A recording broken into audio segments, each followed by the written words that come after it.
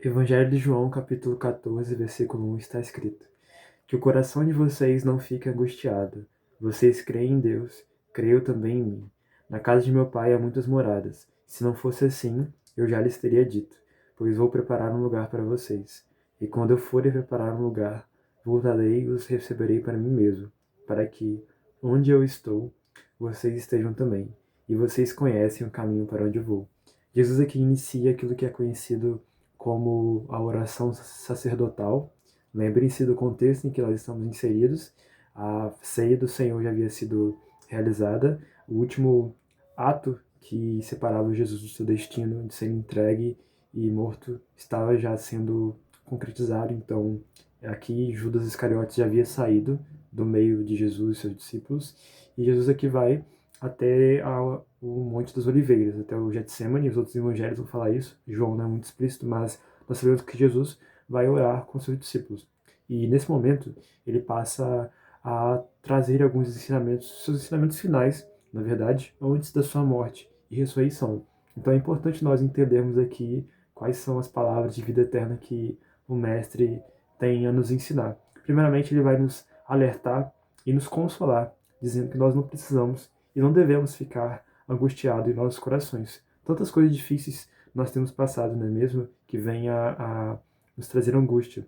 Mas uma vez que nós cremos em Deus e também cremos em seu Filho, nós não precisamos ficar angustiados, porque ele nos traz o consolo.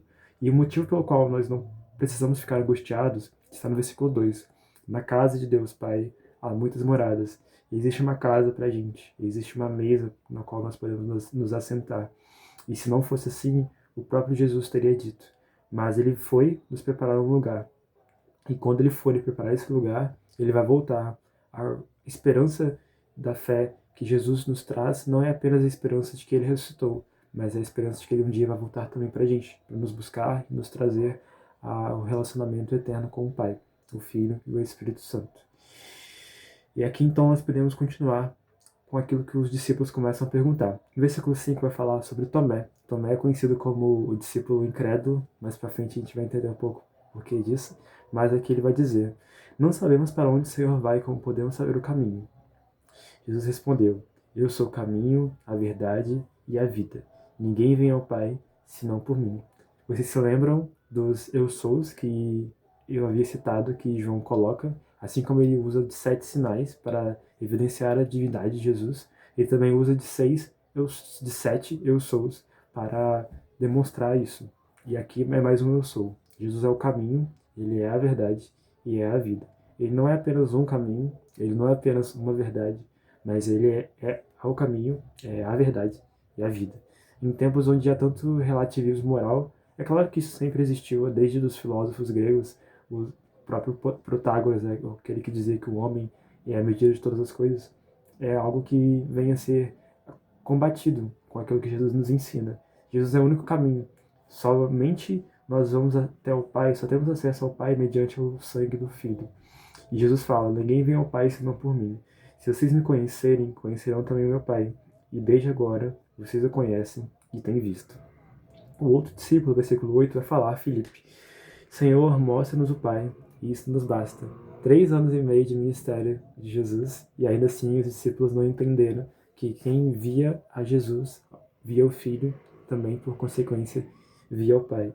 Jesus respondeu: Há tanto tempo estou com vocês, Filipe, vocês ainda não me conhecem. Quem vê a mim vê o Pai. Como é que você diz, mostre-nos o Pai?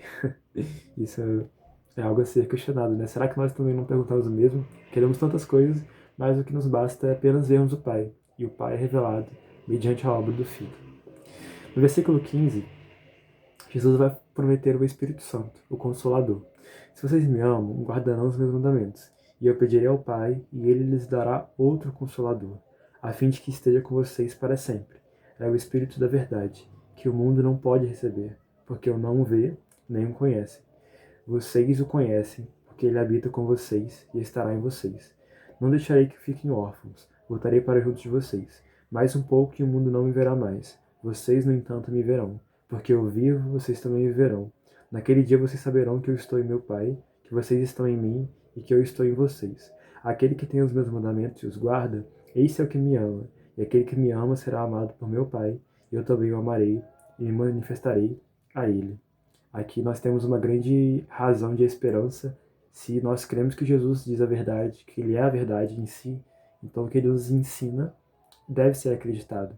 E o que ele nos ensina aqui, ele não nos deixaria órfãos, ainda que nós não tenhamos a Jesus fisicamente aqui, nós temos o outro Consolador, o outro que é com a mesma origem, com a mesma natureza e essência divina, o Espírito Santo.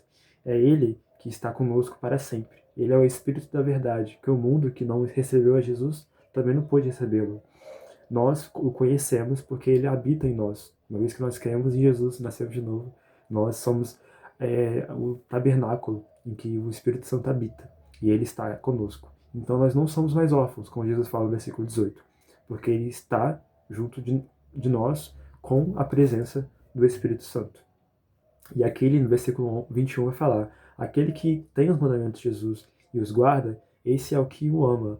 Ou seja, um amor não é apenas um sentimento. O amor para Jesus é uma ação, é uma atitude de obediência, de guardar os mandamentos, de viver de acordo com a sua vontade.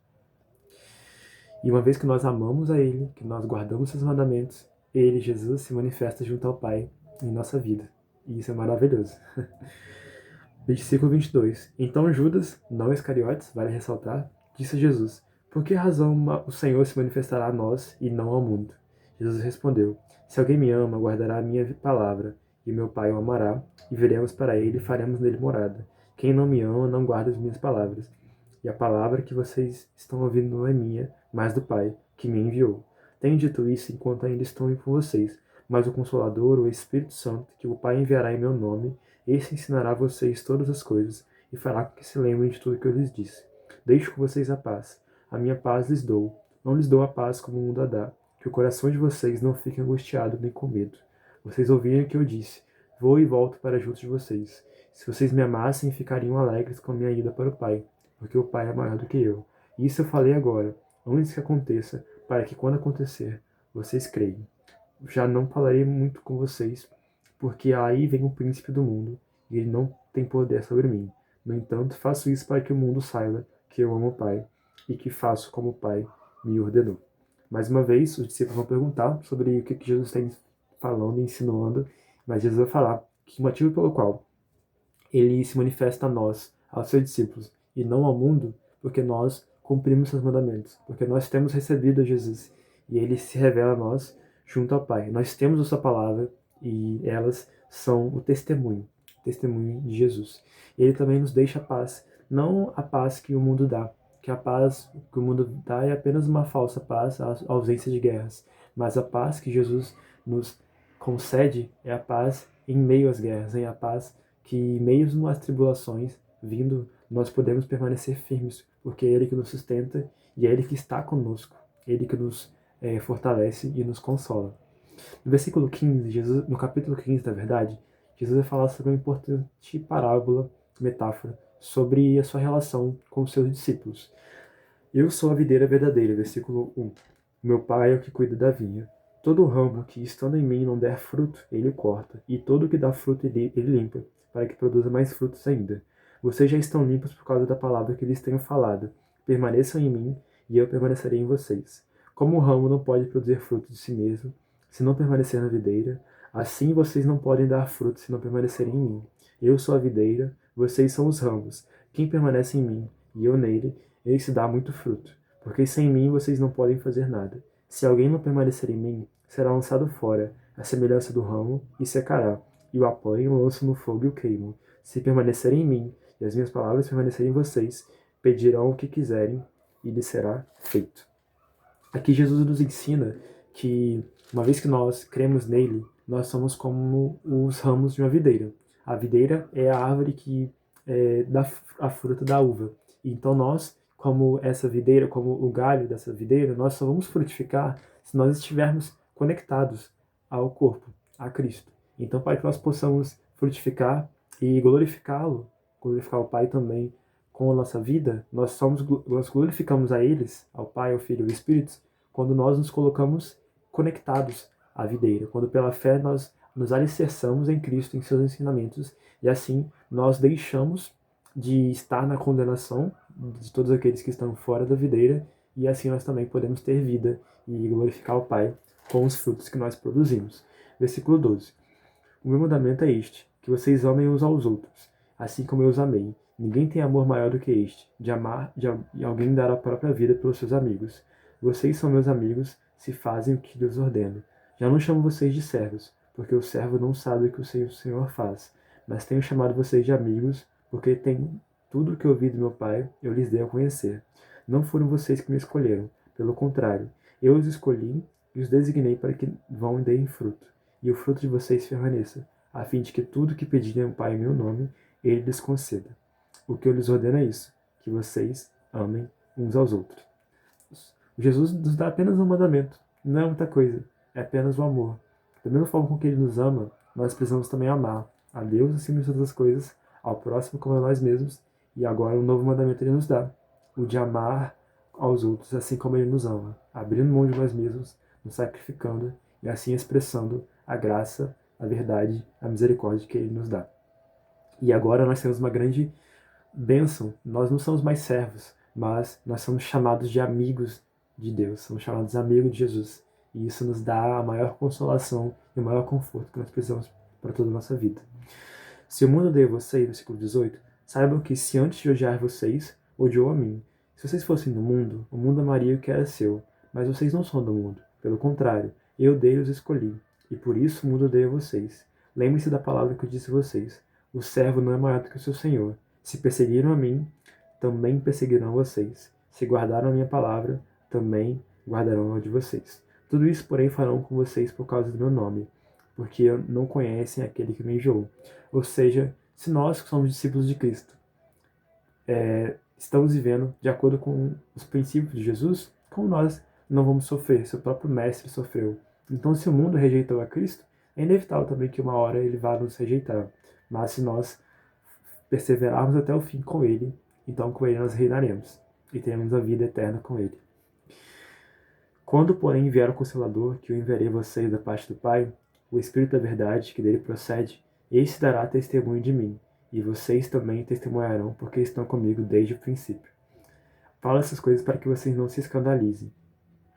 Eles expulsarão vocês das sinagogas até chegar a hora em que todo aquele que os matar pensará que com isso está prestando culto a Deus. Isso farão porque não conhecem o Pai nem a mim. Mas estou falando essas coisas para que, quando chegar a hora, vocês se lembrem de que eu já tenho dito isso para vocês. Jesus alerta sobre as perseguições, sobre as dificuldades, sofrimentos que aqueles que professam o seu nome virão e sofrerão, estarão passíveis de sofrerem. Mas nele nós temos a esperança da vida eterna, nele nós temos a confiança verdadeira, e nenhum sofrimento é maior do que a glória de estarmos com ele. Eu não lhes falei isso desde o princípio, porque eu estava com vocês, mas agora vou para junto daquele que me enviou, e nenhum de vocês me pergunta, para onde o Senhor vai? Pelo contrário, porque eu lhes disse essas coisas, a tristeza encheu o coração de vocês, mas eu lhes digo a verdade, é melhor para vocês que eu vá, porque se eu não for, o Consolador não virá para vocês, mas se eu for, eu o enviarei a vocês. Quando ele vier, convencerá o mundo do pecado, da justiça e do juízo. Do pecado, porque não creem em mim. Da justiça, porque eu vou para o Pai, e não me verão mais. Do juízo, porque o príncipe deste mundo já está julgado. Tenho ainda muitas coisas para lhe dizer, mas vocês não podem suportar agora. Porém, quando vier o Espírito da Verdade, ele os guiará em toda a verdade. Ele não falará por si mesmo, mas dirá tudo o que ouvir, e anunciará a vocês as coisas que estão para acontecer. Ele me glorificará, porque vai receber do que é meu, e anunciará isso a vocês. Tudo que o Pai tem é meu. Por isso eu disse que o Espírito vai receber do que é meu, e anunciar isso a vocês. Assim como o Pai envia o Pai ao Filho, o Filho agora vai enviar o Espírito para nós. Então nós temos a certeza da obra do Espírito Santo. Todas as coisas que Jesus não ensinou, o Espírito nos ensina. As Escrituras são a revelação que o Espírito nos dá sobre o Cristo, o Filho de Deus vivo. Então nós temos a certeza de que nós passamos da morte para a vida e de que nós passamos também do pecado, da justiça e do juízo, porque o Espírito Santo vem para convencer ao mundo disso, mas nós que somos lavados por Cristo, nós não estamos mais em juízo eterno, nós não estamos mais em condenação, e nós temos a certeza da vida eterna, a partir da obra do Espírito Santo. Um pouco e vocês não me verão mais, outra vez um pouco e me verão de novo. E os discípulos passam a perguntar, o que Jesus está falando? Um pouco não me verão mais, depois mais um pouco eles me verão. É claro que ele vai falar da sua obra, da sacrifício, da ressurreição. No momento eles não iriam vê-lo mais, porque eles iriam abandoná-lo. Mas uma vez que ele fosse ressuscitado, ele iria voltar, iria passar alguns dias ensinando e iria retornar ao Pai. E depois, no fim dos tempos, ele iria retornar para consumar a sua obra. Em verdade digo que vocês vão chorar e se lamentar, mas o mundo se alegrará. Vocês ficarão tristes, mas a tristeza de vocês se transformará em alegria. A mulher, quando está para dar à luz, fica triste, porque chegou a sua hora. Mas depois de nascida criança, já não se lembra da aflição, pela alegria de ter trazido alguém ao mundo. Assim também agora vocês estão tristes, mas eu verei outra vez. O coração de vocês ficará cheio de alegria, e ninguém poderá tirar essa alegria de vocês. Aqui Jesus está no seu momento de maior tristeza com seus discípulos, está se despedindo deles, mas assim como uma mãe sofre, tem dor e padece para ter o seu filho, é uma dor válida, porque vem para dar vida. E Jesus aqui sofre para que nós tenhamos vida, e a vida nele. Essas coisas eu falei a vocês por meio de figuras. Vem a hora em que eu não falarei mais por figuras, mas falarei a vocês claramente a respeito do Pai.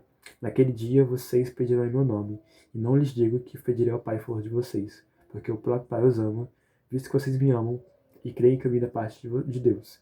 Vim do Pai e entrei no mundo, mas agora deixo o mundo e vou para o Pai. Essa é a nossa esperança, a de que uma hora todas as coisas serão restauradas e não existirá mais a diferença, a separação entre o homem e Deus. Nós seremos um novamente, nós estaremos em comunhão completa, sem o pecado, nos afastando do Senhor. E essa é a nossa esperança. Então Jesus aqui vai nos falar que esse dia vai chegar. E porque Ele nos ama, isso nós podemos confiar completamente. Ele veio do Pai e estava no mundo, e agora o mundo estava o rejeitando, ele voltaria para o Pai. No capítulo 17 é a conclusão da oração sacerdotal de Jesus. Ele vai falar isso. Pai, é chegada a hora. Glorifica o teu Filho para que o Filho glorifique a ti. Assim como lhe deste a autoridade sobre toda a humanidade, a fim de que ele lhe conceda a vida eterna a todos o que lhes deste. E a vida eterna é esta, que conheçam a ti, o único Deus verdadeiro, e a Jesus Cristo, a quem enviaste. Eu te glorifiquei na terra, realizando a obra que me deste para fazer. E agora, Pai, glorifica-me contigo, mesmo com a glória que eu tive junto de ti, antes que houvesse mundo. Manifestei o teu nome àqueles que me deste do mundo. Eram teus, tu os deste a mim, e eles têm guardado a tua palavra. Aqui Jesus vai orar, primeiramente, por si mesmo, pedindo a glória que já tinha antes da manifestação da criação do mundo. E assim como ele havia manifestado, revelado a Deus, ao Pai no mundo, também era necessário que o Pai também o revelasse, que mostrasse a sua glória ao mundo. Versículo 9. É por ele que eu peço. Não peço pelo mundo, mas por aqueles que me deste, porque são os teus. Todas as minhas coisas são tuas, e as tuas coisas são minhas, e neles eu sou glorificado. Já não estou no mundo, mas eles continuam no mundo, enquanto eu vou para junto de ti. Pai Santo, guarda-os em teu nome que me deste, para que eles sejam um, assim como nós somos um. Quando eu estava com eles, guardava-os em teu nome, que me deste. Eu os protegi e nenhum deles se perdeu, exceto o filho da perdição, para se cumprir a Escritura.